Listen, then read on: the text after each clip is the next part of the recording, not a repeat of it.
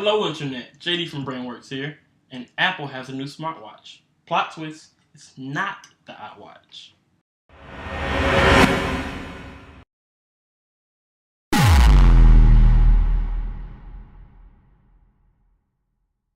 So as you know, a couple days ago, the Apple Live event was held where a plethora of things were revealed. The Apple iPhone 6, the iPhone 6 Plus, and what we're talking about today, the not iWatch. That's right, they're not calling it the iWatch. It is officially coined the Apple Watch. So before they even said they were going to announce the iWatch at this event, before he was talking about one more thing, which we haven't seen in a really long time, we all had an idea, an inkling of a feeling that there would be a smartwatch unveiled at this event. It had been talked about, it had been ranted about on YouTube, and it was pretty much expected. My thoughts were, before he even said it was coming up, were that it was going to absolutely crush the competition because Apple has had more time than any current smartphone manufacturer to get their things together. The smartwatch industry has only been around for a couple of years, but that's forever in technology terms. You have the Pebble, the Samsung Gear, the Moto X, and others. So a lot of things were done right, a lot of things were done wrong, and Apple has had the opportunity to sit back and watch everything unfold. They have had an opportunity that few others will have to get into this market at the optimum time. And Apple's marketing is bar none to like next up Samsung. So with the combination of marketing experience and their brand name and the fact that they've had the opportunity to watch everyone's mistakes and and good ideas, I felt like they should really crush everybody. Now that didn't exactly happen. They don't get me wrong, they did a lot of things right, but they did a couple things that made you wonder if they knew this was a watch. So the Apple Watch comes in three models and two sizes, which is pretty good done by Apple because I haven't seen that anywhere else. Good job, Apple, recognizing that women have wrists too.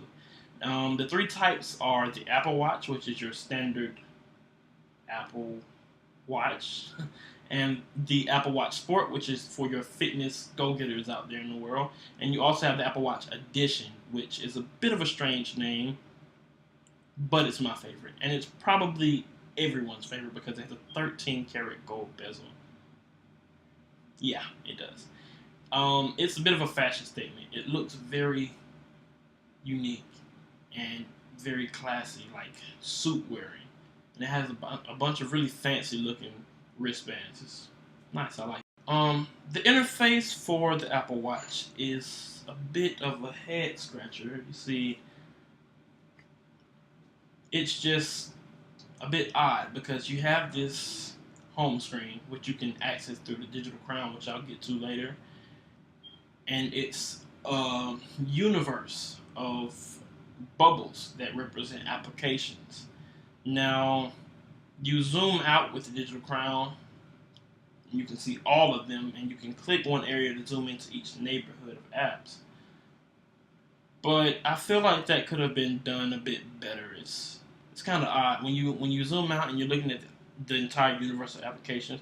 You could get lost. You could get lost, and it's kind of hard to navigate finding where all your apps are, seeing as how they're randomly placed, unless there's some sort of way to organize them that Apple hasn't talked about yet. Now they have this peer Apple Watch to Apple Watch. That really should be called the iWatch. See how hard it is to say Apple Watch? iWatch to iWatch sounds so much better. But anyway, I'm off topic. They have this peer communication thing from Apple Watch to Apple Watch where you can like draw emotes from one person to another and it'll show later. And those you can send your heartbeat from yourself to someone else if they're really interested in your heartbeat. But that's a story for another time. And it uses the sapphire lenses on the back, which is something I also talk about in a second, to send that heartbeat. But I guess this is a cool thing, you drawing to your girlfriend, hey, how you doing? Smiley face, question mark. It exists. So I mentioned a minute ago the sapphire lenses on the back of the Apple Watch. Now, these are on the back of every Apple Watch, but it's particularly useful in the Apple Watch Sport because you see you can monitor your heartbeat when you exercise. I like this.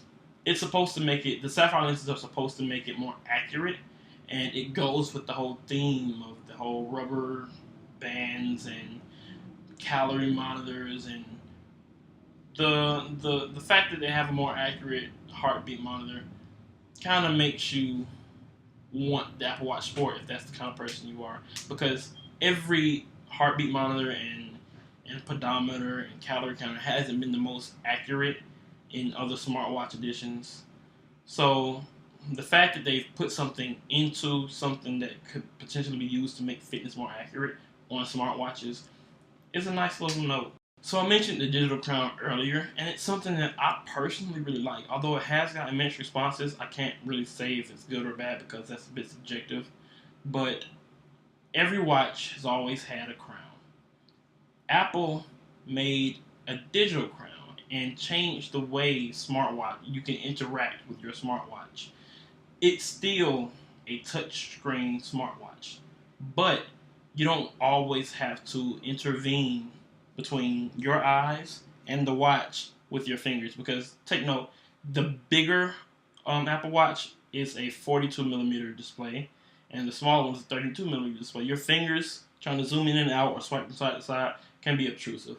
So I like the addition of the digital crown. You can zoom in and out, scroll up or down, and it also doubles as a home button that you can press.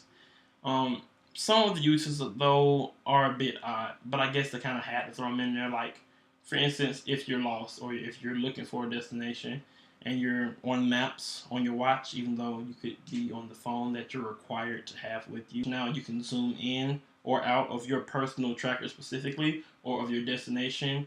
You could use your fingers, but you're going to find yourself with a tendency to use the digital crown that they've included because it makes it so much less intrusive. Or in the Photos application, if you ever wanted to look at some pictures on your Apple Watch, then you could do that, and you could zoom really far in or really far out into this giant gallery of a universe that kind of reminds you of the home screen, this universe of photos, and you click and it takes you to one neighborhood of photos.